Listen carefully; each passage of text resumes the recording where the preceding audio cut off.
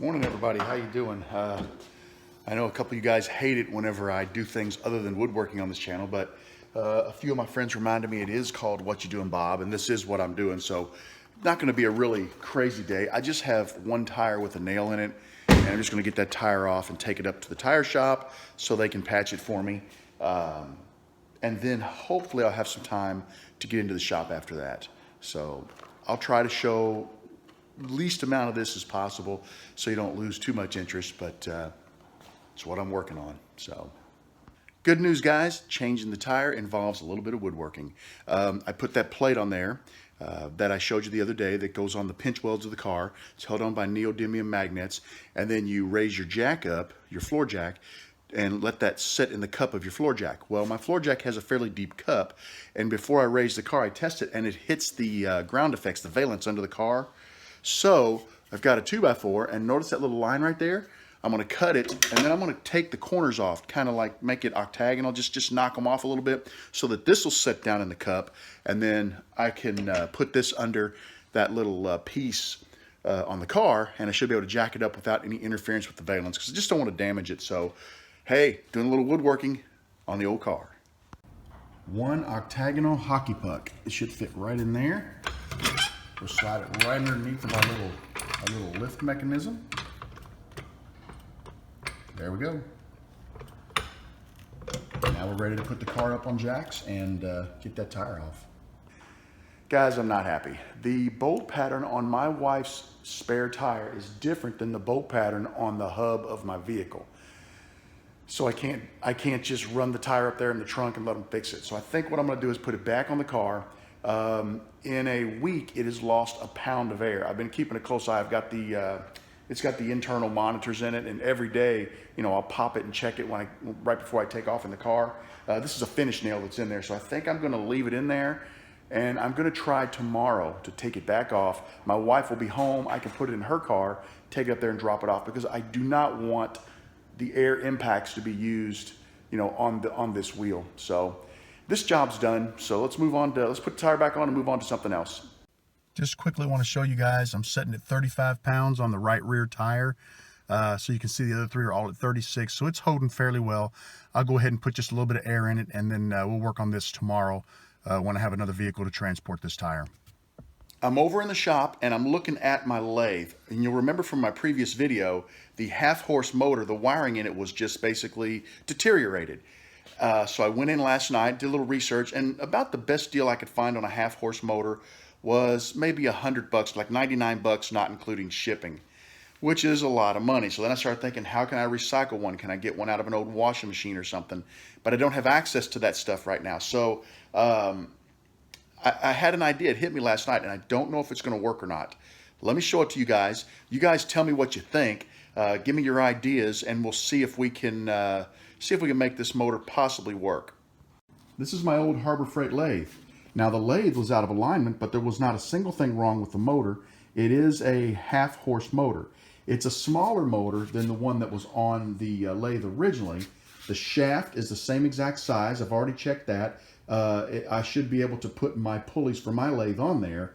The trick is, how do I mount it? This thing mounts on the front of the lathe with a couple of, there's a hex bolt here and one in the back, and you loosen this one up to raise and lower the motor to tighten or put tension on the belt, for the pulleys.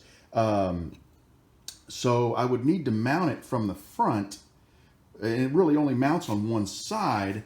So I don't know. I'm thinking, will it work? You guys tell me what your thoughts are. Let me show you the other motor. Here it is over here, and it's a large son of a gun. Take a look at that. It's just a monster, and I don't think that really matters all that much, the size of the casing. It's just, this is a half-horse motor. So put your thinking caps on and give me some ideas. How would we go about mounting this? What are your thoughts? Could we make it work over here on this lathe? Well, my day didn't start out so great in the shop. I was working on making a section for a pen, and as I was shaping it, I was working on the nib down at the end. I twisted the threads right off of the shoulder. I'm giving this section another go. I just got done drilling 2 holes. The first one is a 7/64 inch hole that goes all the way through this blank. The blank is 55 millimeters in length. And the second hole, which you see here, is a 15/64 inch hole, and it goes 30 millimeters into the blank, and that's going to accept this Parker refill. Now what we need to do is go ahead and cut our tenon, and we'll thread it, and then we'll get this thing flipped around and start shaping it. Hopefully this one holds together a little better than the last one. Okay guys, I'm taking just a tiny break from turning that pin, and I'll show you why in a minute. I think you're gonna find it really interesting. But I want to do a quick mail call. I've got 2 boxes here. Box number 1 is from Waldrop Guitars, and I was contacted by him, and he said, "Hey, I got a bunch of small cutoffs. They're no good to me. You know, I need larger pieces of wood for what I do. Can I send you some?" And that's what this is. I'm excited to open it because I have not seen what's in the box yet. So let's get to it. All right, well, first off, we have a little note here. It says, "Bob, enjoy the videos. I make custom guitars and some other wood stuff and tend to have a ton of cutoffs. Hope these work for you. Thanks again for sharing your passion with us. I've learned a lot. Take care, Paul Waldrop." Paul, thank you. I really appreciate this because these kind of pieces are perfect for me. And oh my God, right off the top, look at that. Spalted maple. Is that gorgeous? Man. Oh, these are neat. Check these out. Where he's laminated some stuff together. That one's Purple Heart. That one, he's got a little Paduke in there and maybe walnut. There's a ton of like black walnut. Oh my God, this box is just, there's cedar. There's, oh, look at these Paduke blanks. Those are awesome. This box is just absolutely loaded with stuff. Let me get it up there and show you. Let's see if I can take a couple of these out so you can kind of see. Ooh, that's beautiful. Canary wood. Let's look at that. That box is stacked, packed, and double racked with gorgeous blanks. Paul, thank you so much. Every single one of these is 100% usable for the type of work that I do, and I will use them, guaranteed.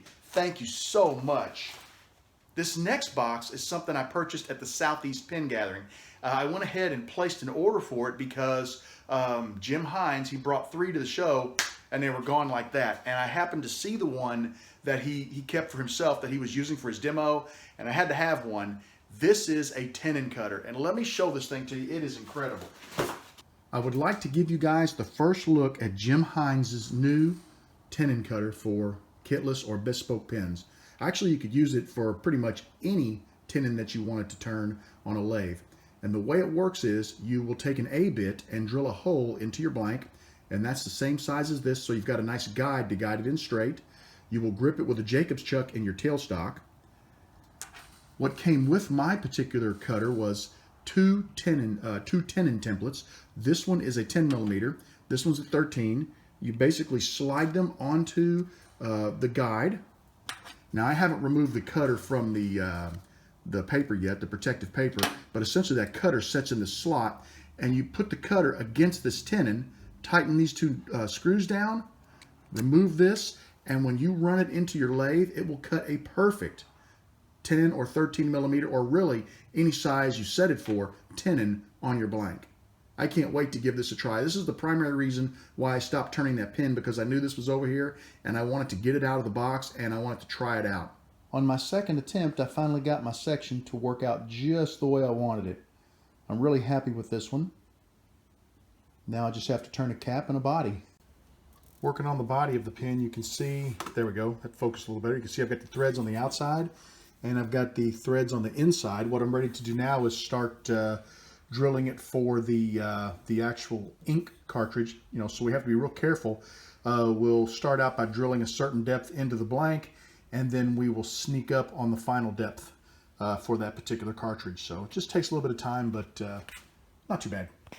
Got the body of the pin done. I really like the shape and the look of the body. Turned out really nice. I'm a little concerned about the nib.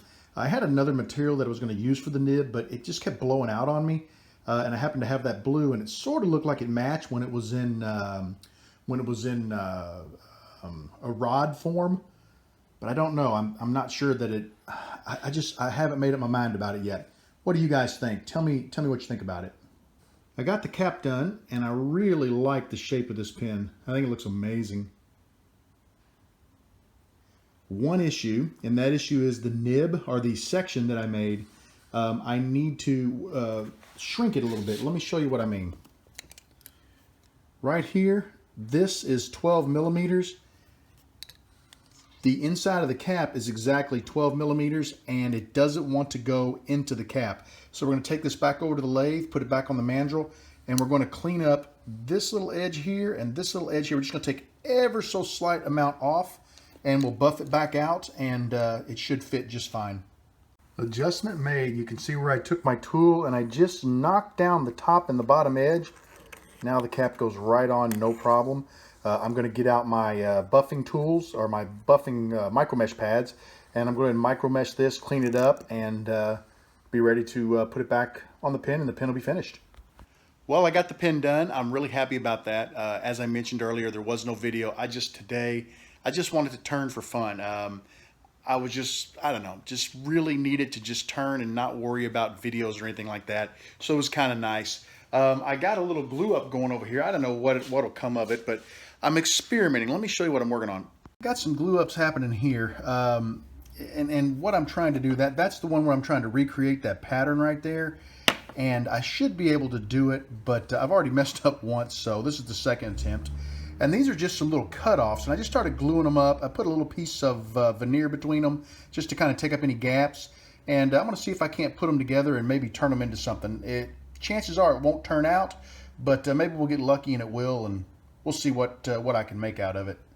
That's really about it. It's almost time for dinner. I'm going to run in and have a bite to eat and probably call it a night. It's been a great day. You know, like I said, it was pretty low-key. Just need to start thinking seriously about can I mount that 1/2 horsepower Harbor Freight motor, because if I can mount that, that solves my problem. If not, you know, some people have suggested going to some heating and air places and things like that. I may have to dig around and see who I know, you know, locally, and if anybody's got any great contacts. So I'll talk to you guys later. Thanks for hanging out with me today, and we'll see you again real soon.